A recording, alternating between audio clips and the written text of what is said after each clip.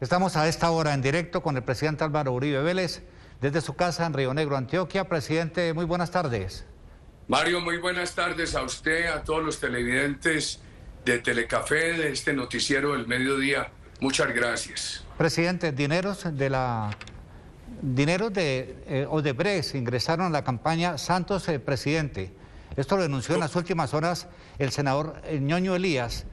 Esto afectó la campaña si se tiene en cuenta que el caldense Óscar Iván Zuluaga ganó en primera vuelta. ¿Cuál es su lectura, presidente? Con esos dineros corruptos y con la creación de la figura del hacker, le robaron las elecciones al doctor Óscar Iván Zuluaga.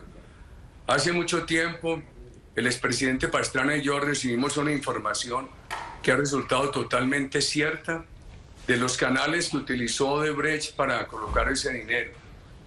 Y nos dijeron que no nos podían dar las pruebas de las reuniones de Santos con Odebrecht porque se caía el establecimiento. Pero entre cielo y tierra no hay nada oculto, ahí va saliendo.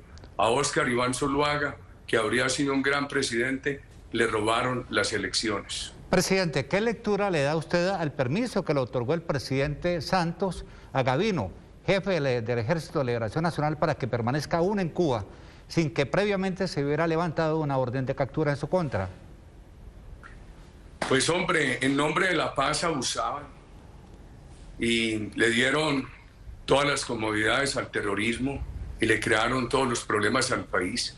Que lo investigue la justicia. Presidente, los falsos positivos es uno de los capítulos más vergonzosos que ha enfrentado las fuerzas militares en toda su historia. ¿Hubo ofrecimientos en su gobierno a los militares para que presentaran resultados operacionales? Mire, Mario, hace muchos años el país paga recompensas a civiles, solamente a civiles. Yo estimulé mucho la política de recompensas solamente a civiles y además eso tiene unos procedimientos muy rigurosos. Por ejemplo, recompensa se pagó a civiles para que ayudaran a dar con el paradero de Raúl Reyes, a las fuerzas militares, a nadie. Eso no se ha practicado ni nunca se autorizó. Falsos positivos. Hubo falsos positivos y falsas acusaciones. Mi gobierno desde un principio tomó decisiones para que la política fuera eficaz y transparente. Dijimos, cualquier cosa normal que aquí ocurra no va a quedar tapada, se tiene que descubrir ante la opinión pública. Siempre privilegiamos la política de desmovilización, 53.000 desmovilizados. La segunda opción era la captura, 39.000. Último recurso, las bajas, 19.000. Nunca dudamos en tomar medidas. Mire, cuando empezaba el gobierno y ya había resultados de la seguridad democrática, unos sectores del extranjero y de aquí, adversos a mi gobierno, dijeron que las Fuerzas Armadas no daban de baja a criminales, sino que asesinaban campesinos. Tomé varias decisiones. En 2003, orden de que los cadáveres no los moviera el ejército. Cualquier baja, el cadáver lo tenía que levantar el CTI de la Fiscalía. 2005-2006, acuerdo con la Fiscalía, ministro Camilo Espina, para que la Fiscalía hiciera las investigaciones de todas las bajas. Más adelante, 2008, saqué de las Fuerzas Armadas a 27 altos militares porque habrían podido incurrir en la conducta de no aplicar rigurosamente los protocolos de los operativos y haber facilitado falsos positivos.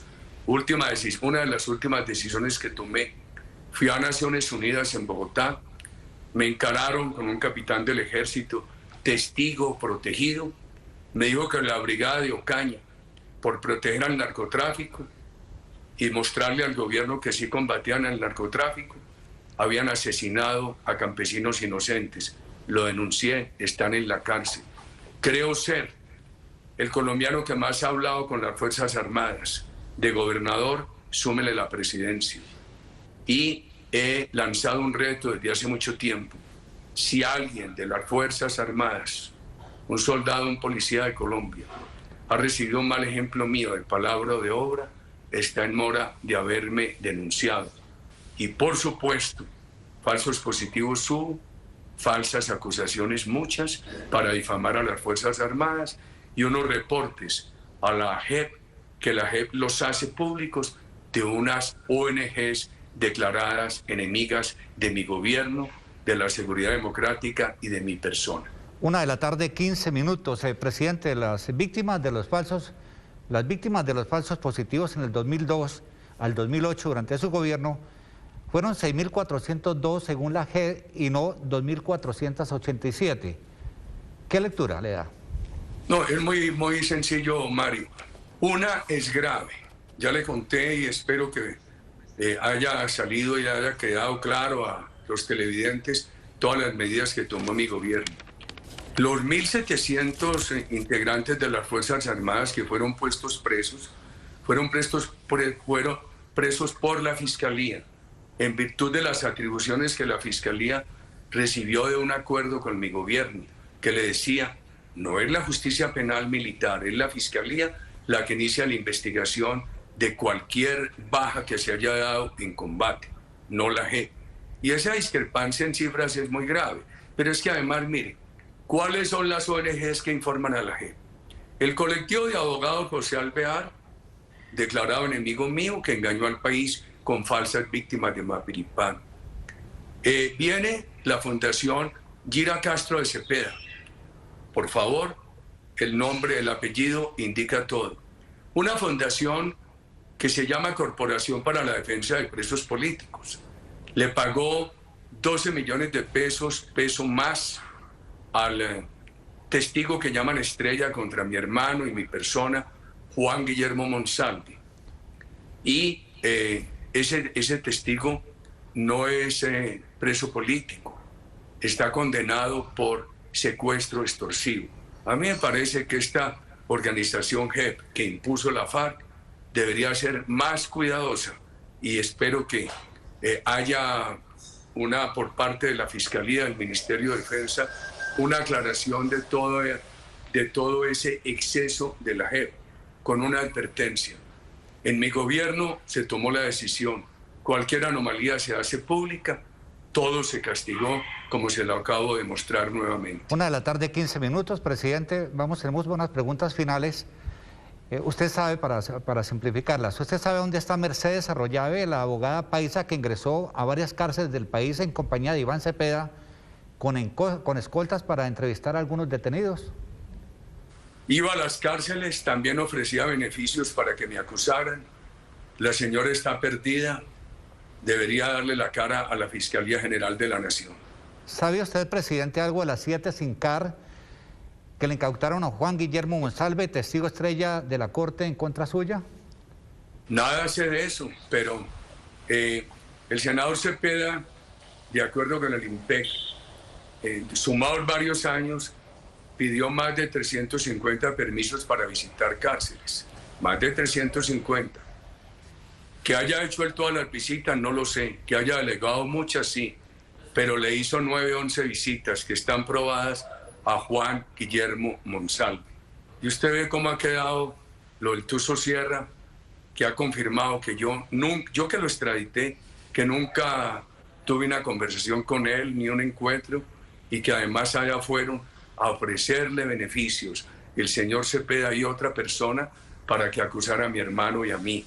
Yo creo que el país ha venido conociendo la realidad de este injusto montaje que con la ayuda de 2 magistrados, del magistrado Barceló y el magistrado Reyes de la Corte Suprema, se hizo para ponerme preso y para afectar mi reputación. Presidente, ¿usted sabe del predio que tiene aquí, en el departamento de Risaralda, el señor Monsalve, que según algunos observadores este predio se lo pagaron los enemigos suyos?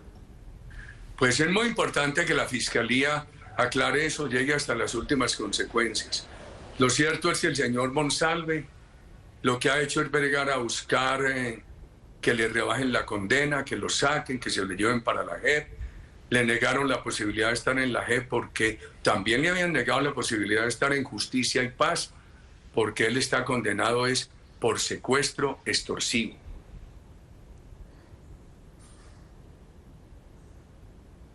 ¿Y sabe algo, presidente? Yanira Gómez es esposa de Monsalve y de un oficial de inteligencia que la mujer describió como un compañero suyo de infancia. Sí sé, y es lo siguiente. Empezaban las elecciones de 2014 e injustamente el gobierno Santos estimuló que a mí me adjudicaran que estaba manejando la agencia de inteligencia Andrómeda del Ejército para interferir el proceso de La Habana. Infamia. ¿Quién estaba en un cargo de inteligencia? El coronel Juan Pablo Prada. Es el año 2014, en el mismo año que se inventan el hacker, en el mismo año que tapan los dineros que habían llegado al narcotráfico a asesores políticos de Santos y que habían llegado parte también a pagar saldos que no se habían pagado de la campaña de 2010. Y ese año la señora Yanira Gómez le compra un bien o hace un negocio de compraventa con el señor coronel Prada. Y saltemos del año 2014 al año 2019. A finales del año 2019 llega un anónimo a la corte diciendo que Álvaro Uribe era el promotor y beneficiario de los perfilamientos. 6 meses después el gobierno saca, por ese tema de los perfilamientos, saca al coronel Prada y a otras personas. Y la señora de Yanira, que apareció en esa compraventa con él por allá en el 2014, sobre la cual debería decirnos toda la verdad inteligencia militar, está involucrada en todo este caso de Juan Guillermo Monsalve. Presidente, nos quedan 30 segundos finales para preguntarle, la campaña política se avecina, la campaña presidencial, ¿cómo está preparado el Centro Democrático? Lo primero que necesitamos es que se apruebe una gran política social para el segundo semestre, que tiene que tener unos tributos moderados, una gran austeridad del Estado, no porque lo que ha hecho el presidente Duque sea malo, es bueno, pero el rigor de la pandemia en el tejido social de Colombia es muy grave. Unos tributos, un crédito de emergencia urgente, grande, para política social, una gran reforma administrativa para que haya menos Estado burocrático, más Estado social, que se apruebe la reducción de la jornada de trabajo sin afectar el salario de los trabajadores, la reforma al contrato de aprendizaje, periodo clave, 16 de marzo, 20 de junio.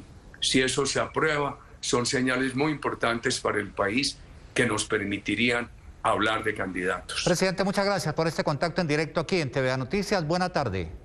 Muchas gracias, Mario, muy amable. Vamos a un corte de comerciales y ya regresamos.